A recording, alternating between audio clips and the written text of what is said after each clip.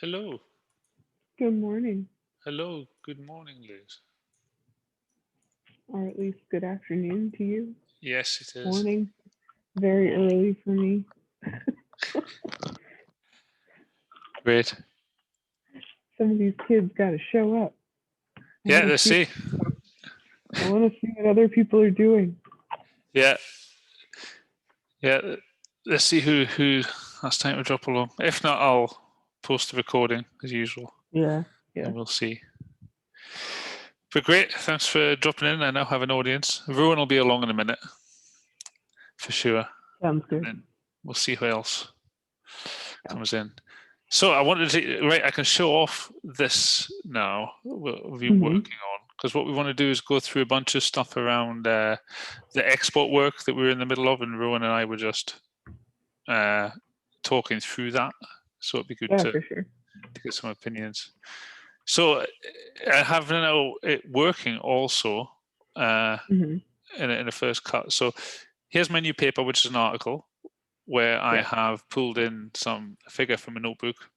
And we've got a reference, and we've got some text and some links and stuff.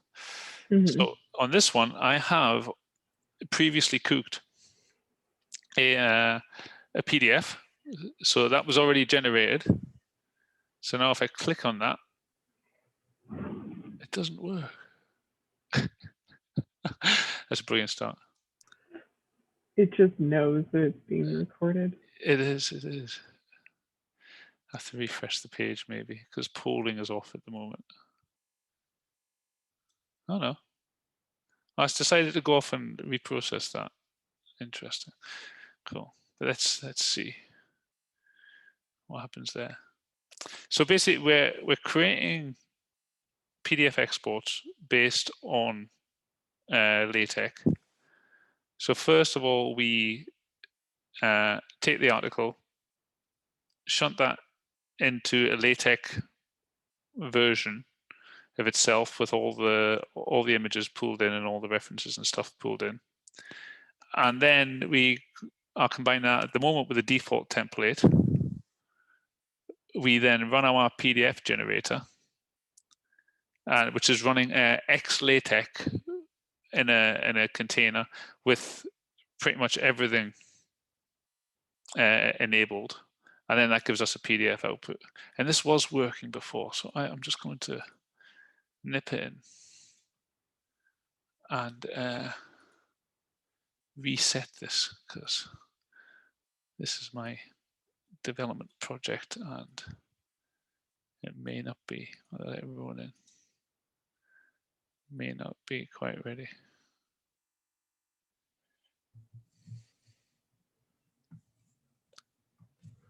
Great. So I'm going to try that again. Hey, Rowan. Hello. Hey, I was just clicking this and of course it didn't work first time while I was recording. Oh, no. I know. I think that's because I was in a bad state. So here we go again. I was just showing Liz. It's just the insiders here, so you can totally crop this out. No one will ever know. Just do a little intro again, and you're good. Exactly. So download LaTeX. I really want to go off and look at the logs. Need some better progress indicators or some sort of indication of how long it should take. Did you say the polling was turned off? Yeah, it was. There we go. Darn. Yeah, I switched the polling off. So I have to refresh my page to see if it worked or not. There we go. Darn. So download LaTeX. So that will automatically trigger and stuff once we're finished with the UI. But at the minute I've got polling turned off.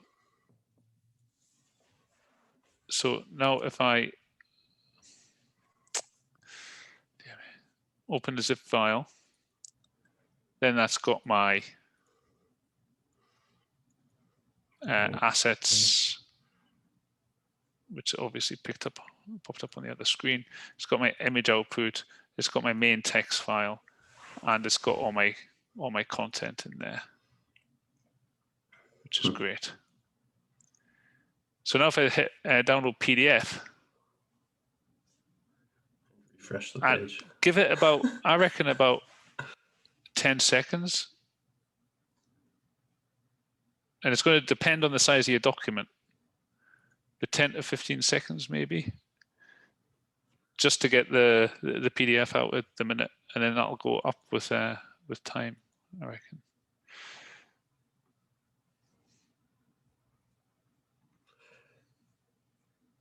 And then we should have a beautiful PDF. Processing, it's processing.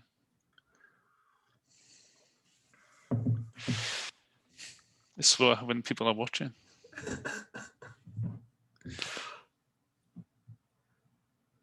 But I think that's the thing that people say about LaTeX, is that it takes a while to start up, and then once it's going, it can crank through the pages quite quickly. But here we go, right. And then we have our PDF. It was well worth the wait. Complete with bibliography. And we're going to work on a default paper template, so that gets you out something that makes a better use of the page.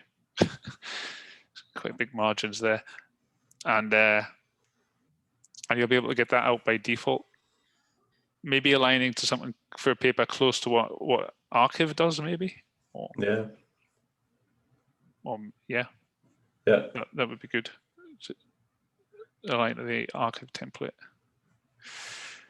And now the idea is whenever you come back, once you've taken the hit, as it were, of generating that, you can come back in and those things are there for you and they're attached to the version.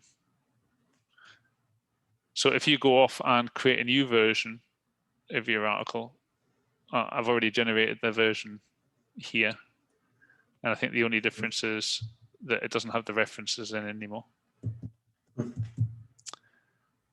But then it becomes very easy to just, once you save a new version, you no longer have the downloads and you can just regenerate. So that's where we are at the moment. We've got this. So we've got this idea of this long-running task to sort of deal with, and to let people know that it's happening. Plus, of course, we don't just want to be able to get things out in the archive template. There's a link to this board in the Meetups channel if you're interested. There's in poking in there. Otherwise,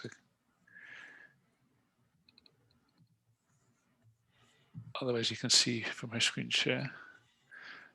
And this is this UI that we're working on now. So sort of V1 here, the first cut, we will have that PDF generation coming out in something like Archive format. And what we're going to do instead of this, just this little popover box that we have at the moment, which is useful to go in, and if it's already been generated, you can easily just trigger the link and get the zip file or the PDF. But we're just going to put some dialogue in place, letting you know that this is a sort of long task and giving you some more information there. And then that'll update, and you'll have the choice of staying there. If you want the PDF now, just stay on the dialogue and wait, and then you'll be able to hit download once you're done. And of course, you'll be able to download the zip file or the PDF because both have been generated. But also, what you're not seeing here is if we if you would just want to go off and do something else, imagine you have a big article. You have some big articles, Liz. That might take a minute or two, who knows, to generate. We have to test that out once we get to like 100 blocks. So that's going to take longer to generate. And you might just want to be able to browse away. And what will happen is you'll get a notification when your download's complete with a link to something. Maybe a link just to let you directly download, maybe a link taking you back to the version. So you can press the download button there. I guess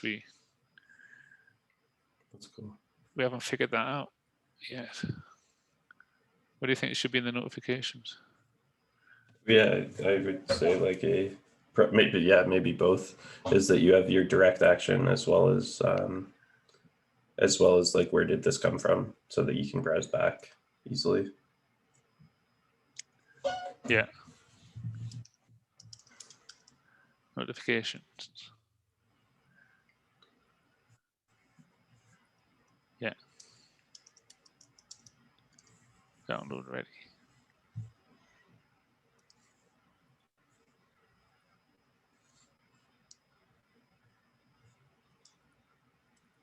And then, yeah.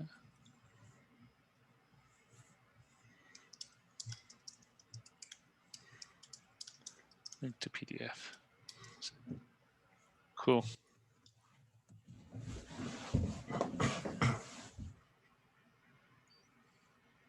Any thoughts on that, Liz?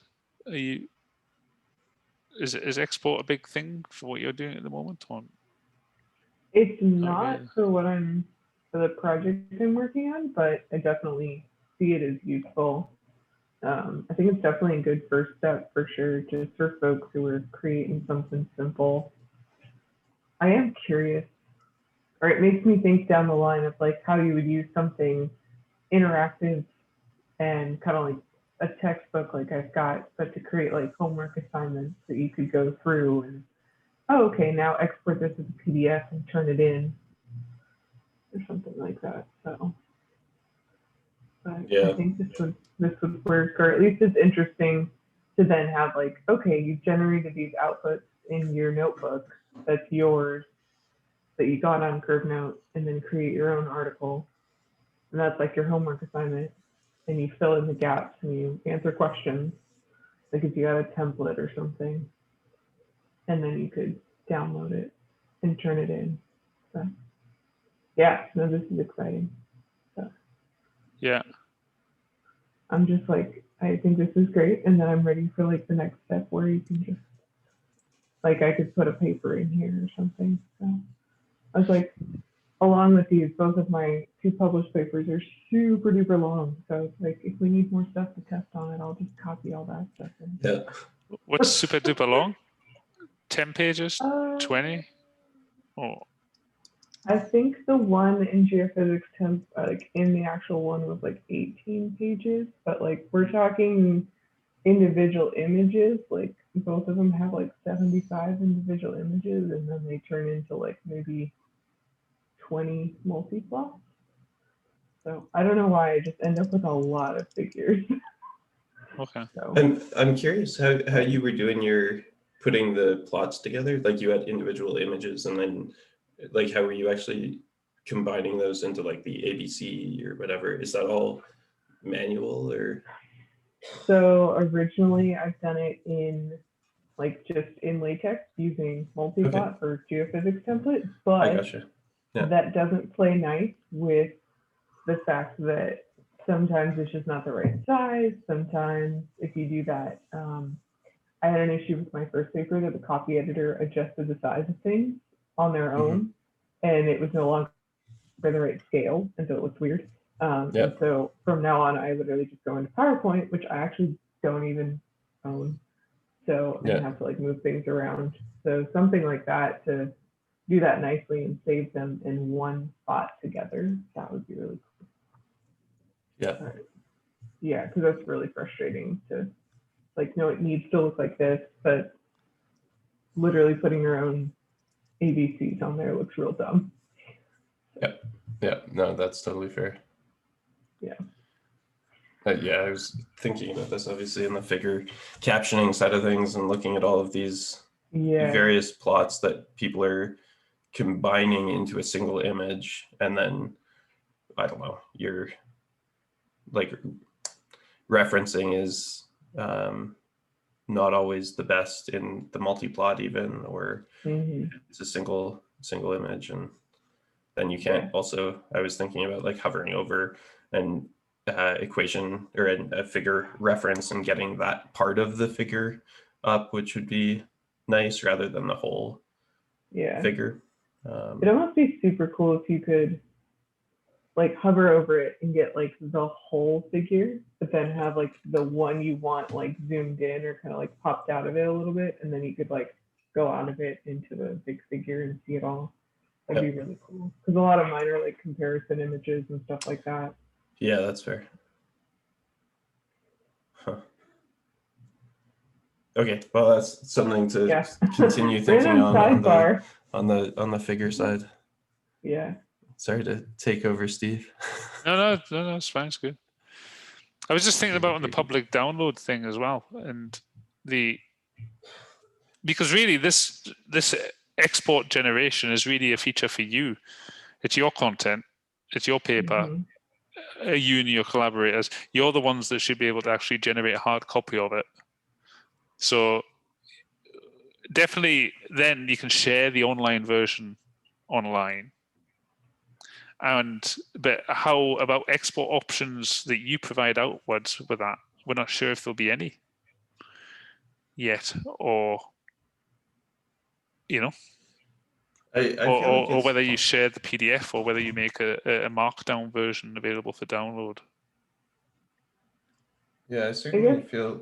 Oh, go ahead, Liz. Oh no, I was just gonna say I feel like people would be willing to share a PDF of it, especially if it's got some form of citation that they can give, because then it becomes content that's citable, and also it's still a PDF and they can't change it without effort. Exactly. So the generation capability. So somebody can't come along and generate their own PDF from your stuff. Yeah. So I mean, like they could get a PDF. Well, I don't know. I guess like I don't mind somebody getting a PDF of my stuff, but then they only get the PDF. It's just like downloading a paper, but that's all they get. Right. Yeah. Cool. Because phase 2 over here, you see, we're on phase 1. Yeah. Which will be the first cut going out. Phase 2 over here is aimed at allowing you to have a lot more control over the generation process, to be able to select the template and do a whole bunch of configuration around that template to get the piece that you want. And that sort of thing is something that you can only do. So maybe you let people download the PDF, but the exact one PDF that you've decided is the one that's going to be shared. Yeah, for sure. Which is maybe what this little star is, or some way of nominating what that is. So the idea is to expand on V1 and put in this template mechanism, because then you'll have a version of your article or paper which you can export in a number of templates, or a number of templates with options. So rather than just having this, it's a PDF or a zip, we're probably going to have a list of stuff that you've generated available for you to download, and also an ability to actually go in and choose a template. And what we'd like to do is we're going to provide some templates, some default ones. Obviously, that's an easy thing for us to do. And then but with this, we want to be able to make sure you can get any template you need in. So the idea is for us to go and have a sort of community repo up on GitHub, where people can come along and submit a template, and then we'll pull that in, and it'll be available in the app. So imagine if you're presenting in the I don't know, the EEG 2022, and the template's not in the system yet. All somebody has to do is open up a PR with that template in, and then, which we can do a lot of the time, but other people will be able to go and do that for their conference, and then that becomes available in the app, and you can generate based on that template. And these are essentially just like LaTeX templates then, or is there Word templates, everything templates? This is LaTeX to start with, but yeah. Okay. I was like, I know a lot of folks, especially international, still use Word, which breaks my heart, but choices. Say that again? Oh, a lot of international conferences and whatnot use Word still. Yeah. So like specifically, I've gone to a couple conferences in China, and it's still all in Word. And a lot of things outside of STEM, or like especially like more of the physics side of things, like LaTeX is actually the exception. I think only 10% of the academic community actually uses LaTeX as their standard. See, just since I've used the Word template, oh my God. I mean, Word template, that is, they did have TPL files, no? Or there was a TDoc or DocT. There was a special version of the file extension, a version of the file that was treated as a template, no? And then when you loaded that up, that gives you all the headings, paragraph formatting, and all the styling. So I haven't, we have to go and have a look.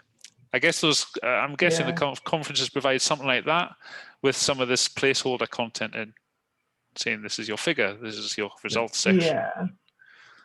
I couldn't tell you the file extension, but having seen them or had to work with them, it does have like an example, and you can essentially just copy paste, and it has at least like, oh, these are the columns we want. These are, you know, like the text, like the fonts, the size. Oh, this is in italics, things like that. That's cool. Yeah, I think we'll have to work with Word eventually, and I think Pandoc might have some helpers for us in that regard, because I think they work with templates as well. So that'll be good at some point to work with that. Yeah, I feel like it's like for this stuff, there's so many templates. I feel like I've either downloaded or looked at for LaTeX, or even that are just, oh, it's on Overleaf, like for a CV and a resume and a cover letter, or for like the invoice. Google's like invoice, and I was like, oh, cool, this is coded for me. In LaTeX. Yeah, and so it's just like in Overleaf, that's where it's hosted. So there's a lot there that maybe start looking at and see. Yeah, and I feel like a lot of users are going to migrate. As well. Yeah. Yeah, they don't have theirs on LaTeX. Theirs is in GitHub. Theirs are all hosted on their system, but a lot of them are CC BY in the sharing. So we can centralize them and change them up a little bit with attribution. Yeah.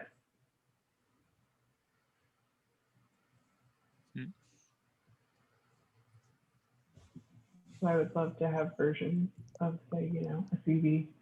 That would be amazing. Yeah. I think I have about 50 different versions of it right now saved.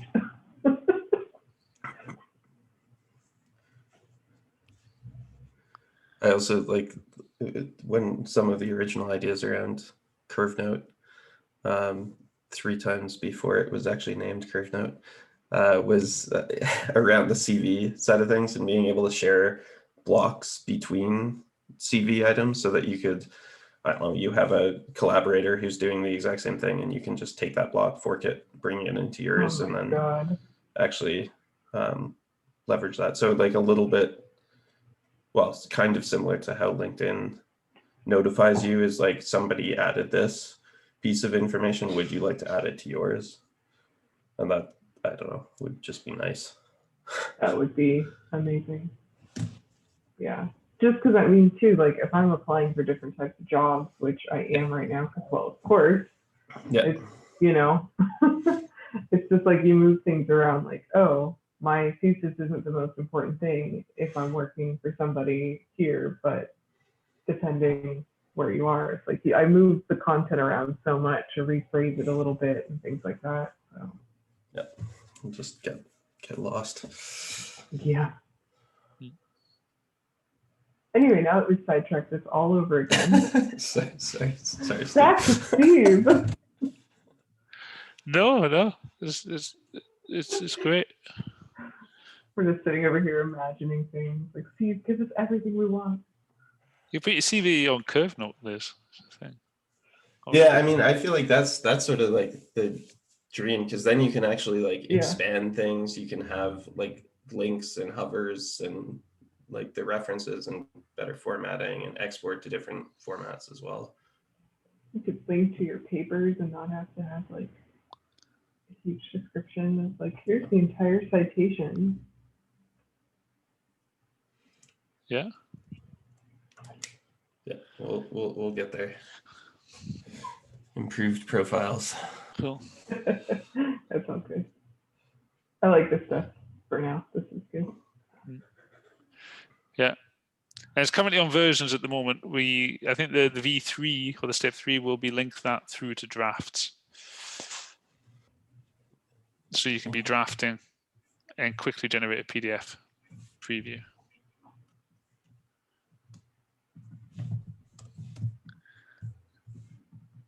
And I guess in there as well, try and focus on the quickly bit as well.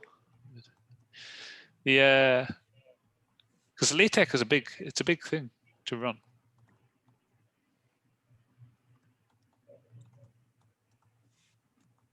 It does not execute quickly in its own right. It really doesn't, especially not with 75 images and appendices and links everywhere. Rarely does my computer turn on its fan, but when I run the documents, I just walk away and hope it doesn't die. Yeah. Was there have you done anything fancy in LaTeX ever beyond like class files and just standard stuff like, I don't know, importing other things or? Not much. I've played in some of the files more so just when I'm like, this is not doing what it's supposed to be doing, but not too much. Okay. Yeah, I sort of feel like the base case of just text and figures and equations and references, we need to do tables, but that'll cover like the majority of people's use cases in LaTeX, I think. My only thing is just packages, because there's times I'll just Google like, this is what I want this to look like, and then I'm using a random package that isn't necessarily theirs. Like, how are you going to deal with that? Like, obviously there's Asmath or whatever, and like that's we have them all. Uses that. We have them all. Yeah. Literally, is there really just a download every LaTeX package available button? Tiny text I used in the TextLive package manager, schema full. The Docker image is almost 4 GB. Believe it. Oh my god. Once you pack all that in. Package. Yeah. It took 35 minutes to build the image on my machine. Oh no. But that's there now, and it's just like. Oh my goodness. Yeah. But there might be. Yeah. So packages, we just went. It's just the kitchen sink at the moment. Just okay. And are those all like? They're available in LaTeX, but they're not at the top of the file, which in terms of the use package piece. No, they're not patched into our template. Okay. But okay. So everything's there. You'd have to like add a specific. Imagine that our export LaTeX options there, had a sort of package include. Yeah, I don't know what that would. Because that sort of speaks to some sort of custom LaTeX, something in the actual text that you're. Exactly, and we're generating that. So. Yeah.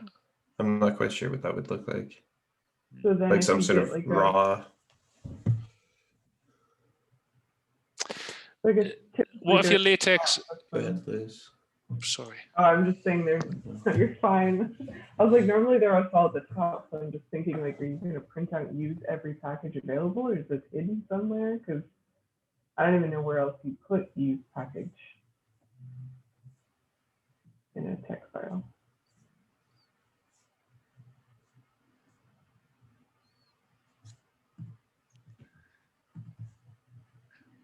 What about LaTeX that originates in a Jupyter notebook?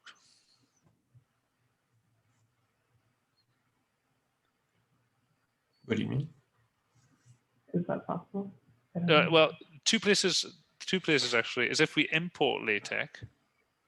Well, if we import LaTeX, we're going to convert it using our schema, aren't we? But at the moment, you can have LaTeX rendered in a Jupyter notebook cell. Only right. equations. Only equations. And so it's begin equation, and that's, I think, the only thing that's recognized. Outputs? I can do the IPython display LaTeX and get... Except it's only math. It's only math checks. Yeah. Okay, then. Yeah. Yeah. Cool. So fine. So once we get a bit further on and we stabilize our schema, we can, and we know which packages, we can probably just trim down that LaTeX image and use a smaller base image. Yeah, I'm curious if that would actually speed things up, because I would think that it's not, like, if you're not pulling the package in, it doesn't. It'll only speed up the initial start time of the container. Of the container. So cold. Yeah, that's a second or two. That's not big compared to. Yeah. But yeah, I just built everything in because I'm not sure we know all the packages we want yet. Yeah. Yep. I mean, essentially, you kind of want everything as a provider so everybody can get what they want. But yeah, I'm just trying to think with this, how that works, what to do. Cool. Super cool. I'm stoked about this side of things. I made a PDF on my phone this morning, which I don't think I've done before. Yeah. Yeah. It's pretty slick.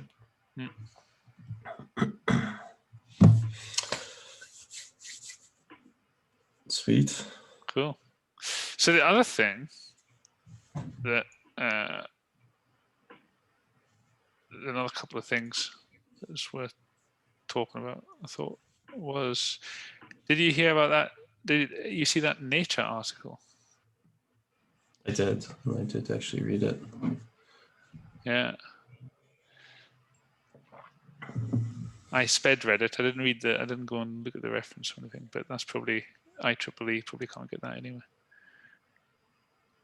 But this was an interesting piece. Of 4% of notebooks are reproducible. Yeah. Of 1 million. Out of close to 1 million. 24 of them were 24% was running. Oh, okay. And then 4% produced the same results. I mean, like, I don't know how they, well, yeah, I can't read the paper, so. Yeah, but because how did they filter those as well, you know? I mean, I think definitely, yeah, it is so hard to set up a reproducible workflow with Jupyter and get your data provisioned in the right way, even when that's possible, etc. So definitely only a subset's going to even try and do that. But a lot of the time, most of my Jupyter notebooks on my public repos were never meant to really run and do anything. They were just a scraping and messing around ground while I figured out something. Or they looked at some results that weren't trying to be included in a paper or anything concrete. So I guess there's a lot of notebooks there that were never meant to be representing a piece of science in their own right.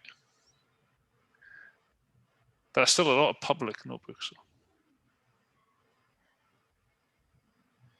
Yeah, it does like sort of highlight like what the point of notebooks are, because they are like intermediate exploration often, and they aren't necessarily a final product, and they aren't necessarily like meant to be reproduced by someone else. But I think what is interesting about like including them on GitHub or Curvenote is there is at least one extra step that you can go of like dig a tiny bit deeper into how people did it. And so like, I don't know, I sort of feel like the idea of full reproducibility is not worth it, almost, is like, and like you want some idea of like some extra step there, but baking in everything all the time, that doesn't make sense to me, at least. Well, I mean, to some extent, I mean, folks aren't coding, I feel like, in this day and age, unless they're teaching in regards to reproducibility. They're trying to get a result, to get a publication, to move on, to fulfill a contract, something. And then, yeah, I mean, I just like the number of times you leave a notebook to go make an image differently or something like that. I had another thought and then it went away. But if the thing is, you can do it in such a way that the notebook at the end, stays really usable. But you've got to put in a lot of effort to do that. Yeah. Just even though you can come back later and build on it. And it's nice to be able to make it easier for more people to be able to do that. Yeah. Just because the stuff's in sync, and it's just it's easy to version the whole thing. So quite interesting. It's good that it's getting some attention. And Jupyter's name's up there. Yeah. In lights.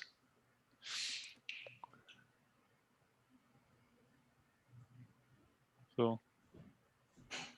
Can you share a link to this and not with me, but I mean like be like, hey, maybe Curvenote's the solution on Twitter. Sorry. Yeah. Cut this out of the recording. But if I didn't say it now, I'd forget. There's not enough coffee in my system. Yeah. Because it's interesting as well that the alternatives to them, things like observable, deep note, data law. I'm not that clued up on data law, actually. Is it a completely different notebook? But the other two are not Jupyter. They're not solving the issues around Jupyter. They're saying, we need to go and do our own thing, which isn't the point, really. Yeah. Well, yeah, I think building on the open source community, which both of those are compatible with like you can import a IPNB file, but beyond that, a lot of the other pieces of the ecosystem, like widgets and those sorts of things, don't exist over there. Yeah. Yeah, so it's interesting. Yeah. So we'll definitely share the link. We'll definitely share it back on the community channel as well. You can @nature or something like that. Yeah. I don't know. I haven't used Twitter since 2009 when it was new, and then I was like, this isn't cool anymore. And now I'm like, oh, I have to use this thing again. I know.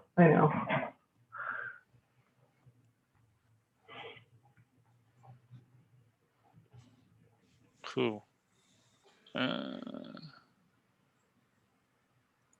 What was the other thing?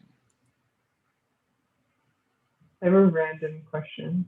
Yeah. So I'm looking at this nice GitHub label, and for someone like me who's been putting off getting GitHub, not just because there's been enough going on and I just don't have it, so I don't necessarily know, can I just go download something there without an account and all of this nonsense, so that I could just say, like I was previously, oh, I just want an invoice template. I just want a homework assignment template. Can I just go click download, put it in my Curvenote, and then poof?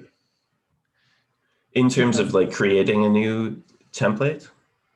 In terms of, I just want to download someone else's template and put it into Curvenote and not have to worry about GitHub. I just want access to like a button that I click, and then it's magically, or I can upload it to Curvenote and then I can work in it. Yeah, I wonder if like another v4 or something over here is like ability to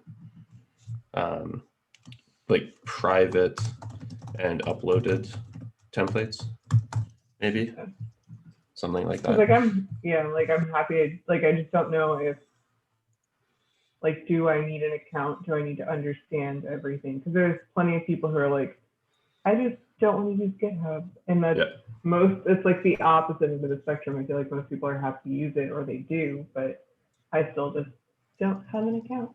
Yeah. See, I mean, they talk about a non-GitHub route for people to get their templates in. Yeah. Or is it possible to just go to GitHub and click a button without having an account and all of that, or is it easily navigatable?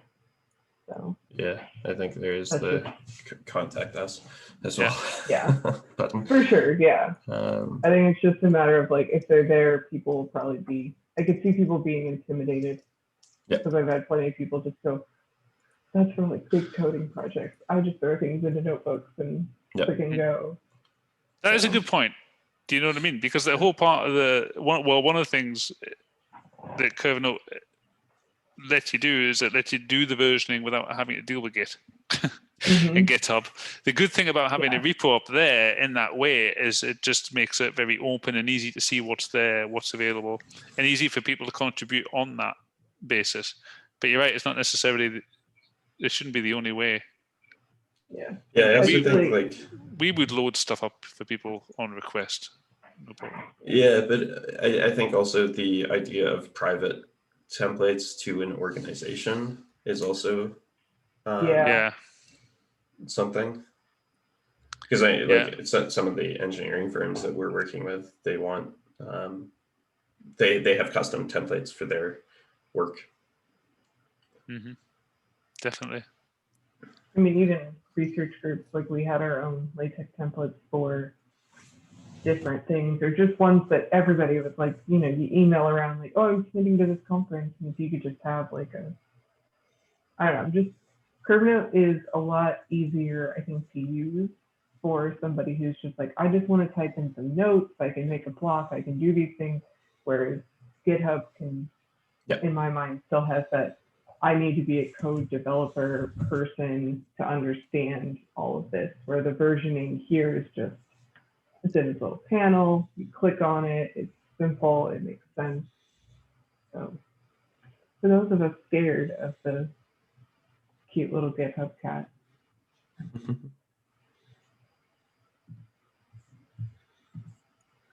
I also don't know how many people outside of STEM use GitHub. I have no idea.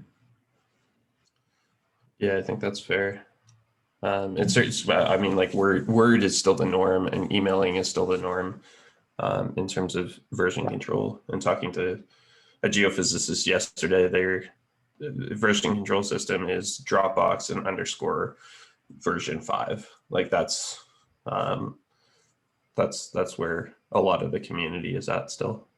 Yeah, I mean, I still, even using Curvenote, even using, well, not using Git, but understanding enough of it, I still have 15 drafts of the same paper that has gone through so many different revisions, from PDF to LaTeX to PDF to LaTeX. And it's finally, it's still not even done. I'll have like 12 proofs, I'm sure.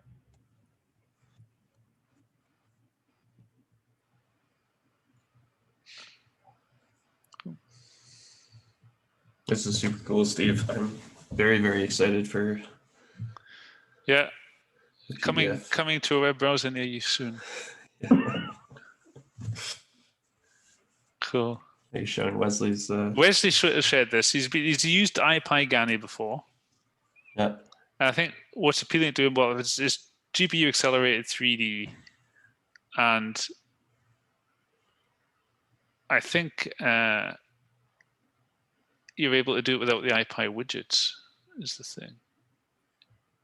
Oh no, it is in there. The IPy widgets. The slider at least is coming from there. The slider there is coming from IPy widgets. A VBox. Who's this VBox belong to? Vertical box. That's IPy widgets as well. As well. Some templating stuff. Okay. And scene. That's theirs. That's IPy. Gani. Okay. Gani. Okay. So the VBox is maybe just the layout. Yeah, that's just a div. Yeah. Yeah. Cool. Vertical box. Yeah. Grid. Yeah. So this will be interesting to look at, to see if there's how well this encapsulates the state. Because this JS link to warp slider, that again is coming back to an IPy widget control. JS link I'm not familiar with.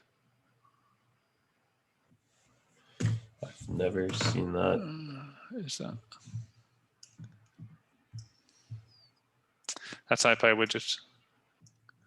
But I wonder if that somehow subtly changes the interaction.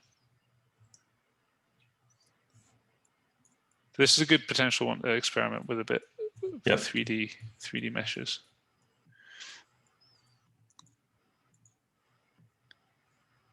I would just love to publish a paper where you could just not have to choose the state of your 3D image and then like just do this. That would be the most amazing thing, because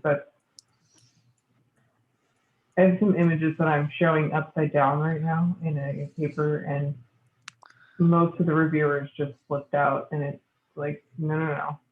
This makes the most sense. You actually see a lot from it, and everyone's just like, why would you show them upside down? And I'm like, because like you can see if you recovered something or not. So yeah, this is really cool. That's what I want the future to be. Yeah, totally. Yeah. I guess we were thinking that's an interactive figure, but there's still a way to take a snapshot that becomes your placeholder or your print copy. Yeah. And then we're in charge of having those various screenshots and being able to choose what to include in the export side of things. Yeah. But then Curvenote becomes the place where you come to interact with it. Yeah. It's very cool. Yeah, I'm stoked about this type of stuff. Got to get PDFs done first. Yes. But keeping this stuff there to like think about, it's just I hope more people join these, because it's just like start dreaming with us, because it makes it cooler to stick around and use this. And I don't know, I'm just always excited to see where things are going or how people are using even this stuff, because this is not something I've really seen. Yeah, no, definitely. Come on, guys, you can literally see the future on your screen. Yeah. I have not had enough coffee, and I've had nothing else but coffee. So do what you pay for. Yeah. No, that's good. We can leave it there. And like I say, I'll put this up on YouTube and share the link. And I think because a couple of people, if people have watched them a couple of times afterwards. Yeah. So it's a matter of people getting the chance to drop in. I think. Yeah. And I think you having your Curvenote doc describing what we actually talked about is also helpful. I went through that and looked at it afterwards, and it's fun. So yeah, cool. I'll put one together. Yeah. Great. Well, good to see you all. Yeah. Let's leave it there. Talk again soon. Talk next week. Yeah. Okay. Bye-bye. Bye-bye. Bye.